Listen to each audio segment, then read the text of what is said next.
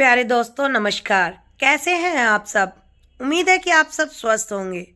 दोस्तों, आज मैं आप सबसे एक अनुरोध करने आई हूँ जो कि बहुत ही निजी है। हमारे घर में बड़े बुजुर्ग होते हैं, उनको आजकल की जनरेशन ऐसा फील कराती है कि वो उनके ऊपर एक तरीके का बोझ है। आप ये चीज़ को हमेशा याद रखें कि वृद्ध अवस्था हर किसी में आनी है। आज आप बच्चे हैं, जवान हैं, जो भी हैं, कल जो आपके बुजुर्गों की हालत है वो आपकी भी होनी है। इसीलिए आप सबसे अनुरोध है कि उनको ऐसा फील ना कराएं कि वो आपके घर में एक कबाड़े का सामान है। मैंने कई घरों में देखा है कि उनके जो बच्चे होते हैं, बच्चे क्या बड़े भी, उनको ऐसे नकार देते हैं जैसे कि उनकी कोई वैल्यू ही नहीं है। हम ये भूल कैसे जाते हैं कि जो बुजुर्ग हैं, कल हमें उनकी उतनी आवश्यकता थी, हम उनकी उंगली पकड़ के चलते थे, उन्हीं के खिलाए खेलते थे, सारी चीज़ें हम उन्हीं के अनुसार करते थे।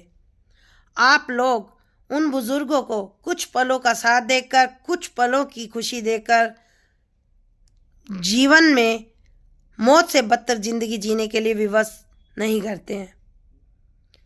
अगर हम इस तरीके का रूटीन बनाएं कि कुछ पल उनके साथ बिताएं, 24 घंटे में कुछ पल उनको देना हमारे लिए भारी नहीं होता।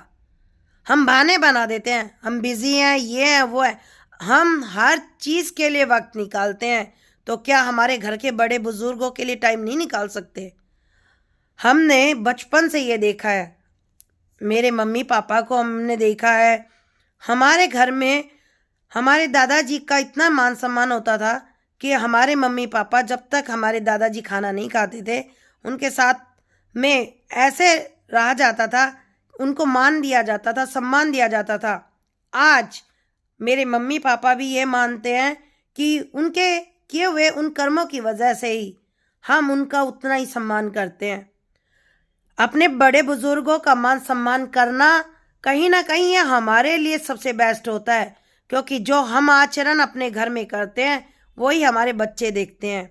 इसीलिए उनके साथ कभी भी उनको ऐसा फील ना कराएं कि उनकी उपस्थिति में आप उनके ऊपर कोई एहसान कर रहे हैं। आप जो करेंगे अपने लिए बेस्ट करेंगे। इसके लिए आपसे अनुरोध है कि कुछ चीज़ें हैं जिन्हें ध्यान दें।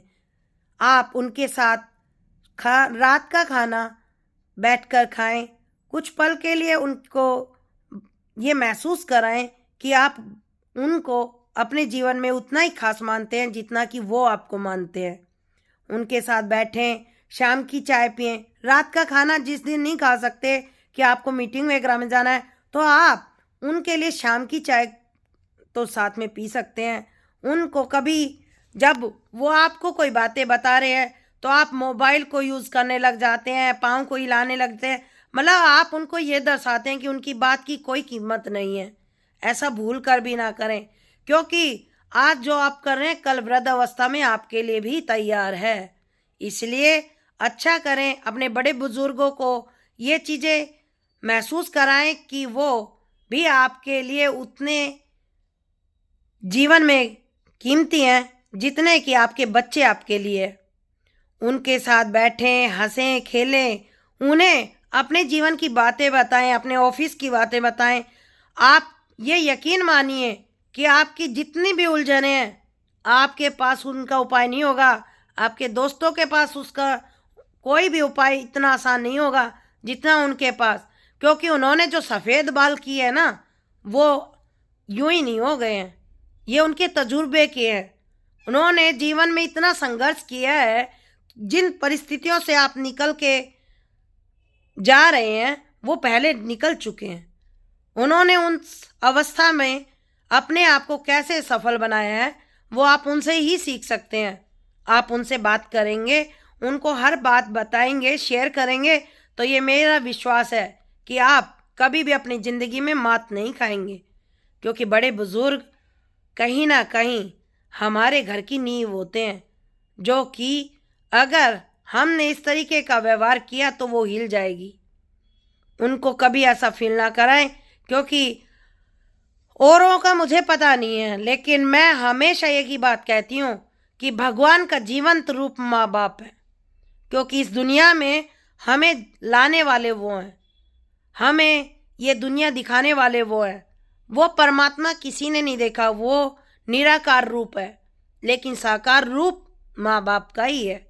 आप माँ बाप की पूजा ना करें, मैं ये नहीं करी कि पूजा करें, लेकिन उनको प्यार और मान सम्मान देना ये आपका पूर्ण रूप से कर्तव्य बनता है।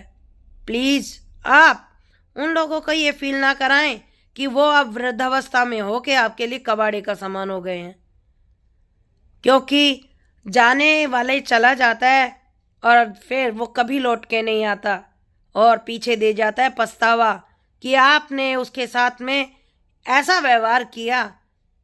आत्मा कचोटती है, ये बात नहीं आत्मा नहीं कचोटेगी आपकी, अब नहीं, अभी वो आपके सामने तो उनकी कीमत नहीं है, लेकिन जिस दिन वो चले जाएंगे इस दुनिया से और जब आपको उनकी कमी महसूस होगी, तब आप अपने आप को कभी माफ़ नहीं कर पाएंगे कि आपने अपने माँ बाप के साथ में क्या किया। माँ बाप अगर एक पल के लिए भी जीते हैं ना, तो वो अपनी औलाद के लिए जीते हैं। ये तो आप खुद महसूस करते हैं, क्योंकि आप खुद एक माँ बाप हैं या बनने वाले हैं। ज़िंदगी में उनकी जितनी केयर करेंगे उतना आप अपने लिए बहुत अच्छा बोएंगे। आपका जो बच्चा है वो ये सब चीज़ें देखेगा, क्योंकि पहली पाठशाला ही उसके लिए आपका घर है। इसीलिए अनुरोध है कि आप मेरी कोई भी त्रुटि है इन चीज़ों पर विश्वास करेंगे